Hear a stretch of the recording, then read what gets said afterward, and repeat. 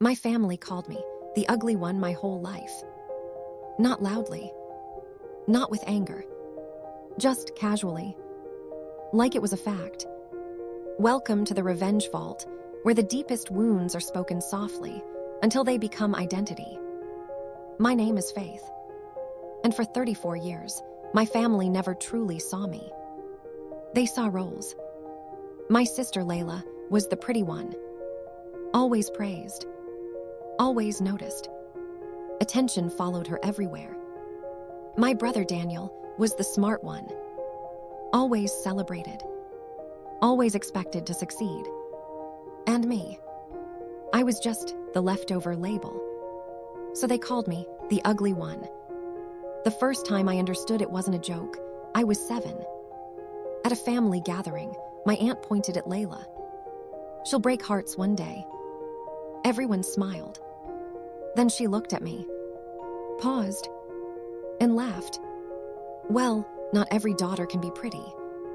Everyone laughed, even my mother. And I laughed too, even though I didn't understand why it hurt. After that, it became normal. Layla is the pretty one. Daniel is the smart one. And Faith is just Faith. Not praise, not insult, just nothing. At school, I was invisible in a different way. No labels, no attention, just quiet existence. But at home, I already had my identity, and it was louder than anything else. At 22, I left. No fight, no goodbye, just distance. A small city, a small apartment, a job at a publishing house, editing words while slowly losing my silence. But something changed. Away from them, I grew. Not in looks, in voice, in thought, in identity. I started writing. First privately, then professionally. Stories about silence, identity, invisibility. My work got published, but I never told my family. Because what would I say? That the ugly one was now being read. So I stayed silent. Years passed, until my phone rang. My mother. "Come to the family reunion," she said. "Why?" I asked. A pause. "You're still part of this family." Still, that word felt wrong. Like I had always been half in, half out. I said yes anyway. Not for them, for myself, to see what had changed. But nothing had. Same house, same garden, same people, same roles. Layla, still the pretty one. Daniel, still the smart one. And me, still the one at the edge. Still the one no one knew how to place. Until my aunt spoke. "Faith, there's someone I want you to meet." She stepped aside and introduced me to a stranger. A woman, calm, sharp-eyed, watching me like she already knew me. Then my aunt laughed softly. "This is the one we don't talk about." The room reacted. Awkward smiles, soft laughter. But the stranger didn't laugh, didn't smile. She just looked at me, directly. And in that moment, I knew. She wasn't here by accident. She was here for me. And everything I believed about my life was about to change. The room changed after that moment. Not louder, not quieter, just tense. Like something had cracked, and no one knew how to act around it. My aunt forced a smile. "Don't mind her," she said lightly. "She's just a guest." But the stranger didn't feel like a guest. She was looking at me. Not my sister. Not my brother. Me. And it felt strange. Not good. Not bad. Just unfamiliar. My family tried to act normal again. Layla laughed with relatives. Daniel kept talking. But the tension stayed. Something had shifted. The stranger finally spoke. "Faith, My name. Clear. Calm. I looked at her. Yes. I've read your work. My chest tightened. My aunt blinked. Her work. The stranger nodded. 3 national publications, anonymous at first, then under a pen name. Silence fell. Real silence. My mother shook her head. That can't be true. The stranger didn't react. I don't make mistakes. Now everyone was listening. For the first time in years, they were listening to me. But it didn't feel good. It felt unreal. My aunt forced a laugh. Faith doesn't even write. She does, the stranger cut in. Calm. Sharp. And she's been published widely. The word published changed the air. My brother frowned. So she's famous. The stranger looked at him. Recognized. A pause. Just not here. That line hit harder than anything else. Because it split the room into 2 truths. Theirs. And mine. My aunt frowned. Why are you here then? The stranger finally looked at her. I'm here because of faith. Silence again. My mother stepped forward. No one told us about this. The stranger nodded. Because she didn't tell you. That landed heavy. Because it meant something they never considered. I had a life without them. She turned to me. I'm Hannah Malik, senior editor. Now they noticed. She wasn't random. She mattered. And she had come for me. My aunt forced control back. Why would you come here? Because I'm writing about overlooked voices, Hannah said. A pause. And faith is the center of it. Subject. Not daughter. Not sister. Subject. My family looked at me differently now. Confused. Uncertain. My sister finally spoke. You never told us you write. I almost smiled. Tell them. After everything. Hannah stepped forward slightly.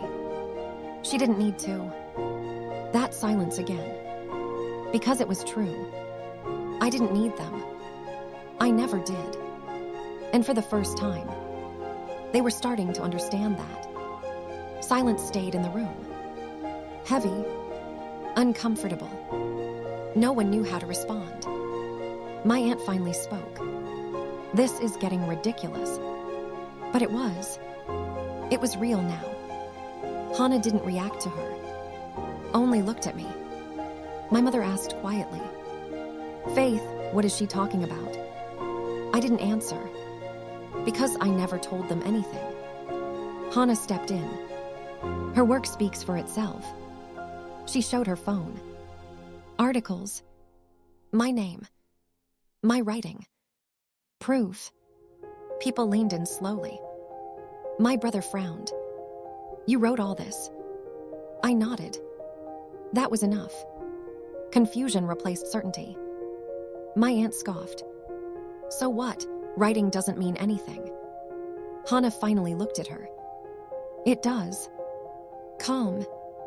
Firm. The work is published, read, referenced. She paused. And she did it without you. That hit differently. My mother looked at me. Really looked. Is this true? She asked softly. I nodded. Yes. That was all. No defense. No explanation. Just truth. Something changed in her face. Not pride. Something closer to regret. But my aunt cut in quickly. We raised her, we would know. Hannah replied instantly. You didn't know because you never looked. Silence again. This time heavier. Layla spoke quietly. You always stayed quiet. We thought you had nothing going on. I looked at her. Simple truth. You never asked. She froze. No reply. Daniel shifted. So why is she here? He asked. Hannah answered. Because I'm writing about ignored voices. A pause. And she is the center. That word changed everything. Center, not background, not invisible. Center. My aunt frowned. So this is about her? Yes. Hannah didn't hesitate. And that made it worse. Because it was final. I wasn't the ugly one anymore. Not here. Not in this moment. But I also wasn't sure what I was becoming instead. And that silence belonged to me now. The air in the room felt heavier now. Not because of noise. Because of understanding. Slow, uncomfortable understanding. My aunt tried again. This is still family business. We don't need outsiders turning this into a story. Hannah didn't look at her. I'm not turning anything, she said. It already is a story. That stopped her. Completely. My mother stepped forward slightly. Faith, why didn't you ever tell us? I looked at her. The question felt strange. Not painful. Just late. You never asked, I said again. Simple. Clean. No emotion. That made her look down. For the first time, Hannah spoke softly. She built her life without you. A pause. And you didn't notice. My brother shifted. So what now? He asked. What does she want? I almost answered. But Hannah did. She doesn't want anything. That silence hit harder than anything before. My aunt frowned. Then why come here? Hannah finally turned slightly. To show what you missed. Not accusation. Just fact. Layla spoke quietly. You're saying she's important now. Hannah nodded. She always was. That sentence landed differently. Because it erased everything they had believed. Years of labels. Gone in one line. My aunt shook her head. This is ridiculous. She's still the same girl. Hannah replied calmly. No. A pause. She just stopped asking to be seen. That hit the hardest. Because it was true. I didn't change for them. I stopped waiting for them. Silence again. But this time, no one tried to fill it. My mother looked at me. Her voice softer now. Faith, we didn't know. I nodded. I know. And that was it. No anger. No revenge. Just distance. Hannah closed her folder. This isn't about blame, she said. It's about truth. A pause. And she is no longer invisible. That word lingered. Invisible. Was. Not anymore. My family stood there quietly. For the first time. They didn't have a role for me. No label. No category. No joke. Just me. And they didn't know how to handle it. The silence didn't feel temporary anymore. It felt final. Like something had ended in the room, and no one knew what replaced it. My aunt tried one last time. So what do you expect from us now? Hannah looked at her calmly. Nothing. That answer confused her more than anything else. My mother stepped closer to me. Her voice was lower now. Faith, we're your family. I looked at her. Not angry. Not emotional. Just clear. I know. A pause. But you never really saw me as one. That sentence stayed in the air. No one argued. Because it was true. Hannah spoke again. She didn't come here for validation. A pause. She already built her life. My brother frowned slightly. So we're just supposed to accept this, that she's successful now. Hannah nodded. Yes. Simple. Final. My sister, Layla, looked at me for a long moment. Different now. Less certainty. More confusion. You never told us anything, she said quietly. I answered the same way I always had. You never asked. This time, she didn't respond. My aunt exhaled sharply. This is unbelievable. But no one agreed with her anymore. Because something had shifted. They couldn't undo what they just learned. My mother's voice softened. "We didn't mean to hurt you." I nodded slightly. "I know. And I meant it." But that didn't change the past. Hannah closed her folder again. "This meeting isn't about conflict," she said. "It's about recognition." A pause. "And truth doesn't require permission." That line settled over everyone. Heavy, unavoidable. No one spoke after that. Because there was nothing left to argue. I wasn't the ugly one in this moment. I wasn't the invisible one. I was just someone they never bothered to understand. And now, they had to live with that.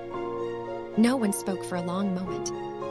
Not because there was nothing left to say, but because nothing could fix what had already been revealed.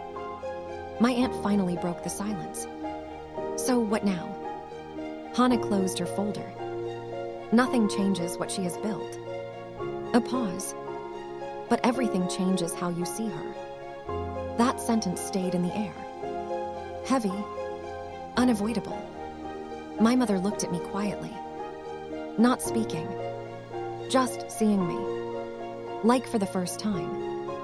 My sister finally asked, almost unsure, "You're really successful?" I answered simply, "Yes." No pride. No anger. Just truth. My brother lowered his eyes. "I didn't know." "I know," I said calmly. "And I meant it." Hannah stepped back slightly. "This isn't revenge," she said. "It's recognition." A pause. "And truth doesn't need permission." Silence again. But this time, it felt different.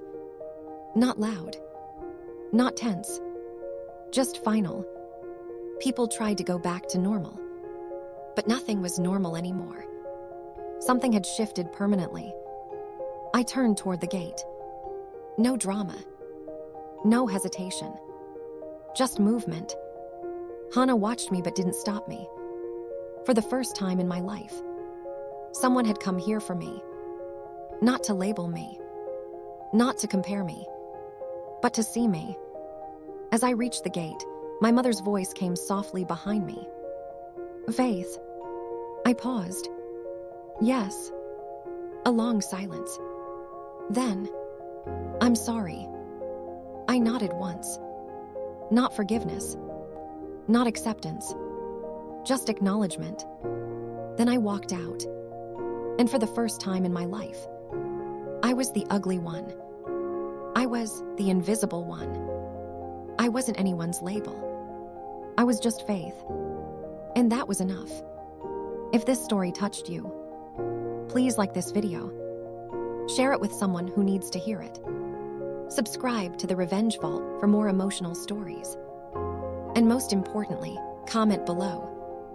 What would you do if your family labeled you your whole life and then suddenly saw your real worth too late?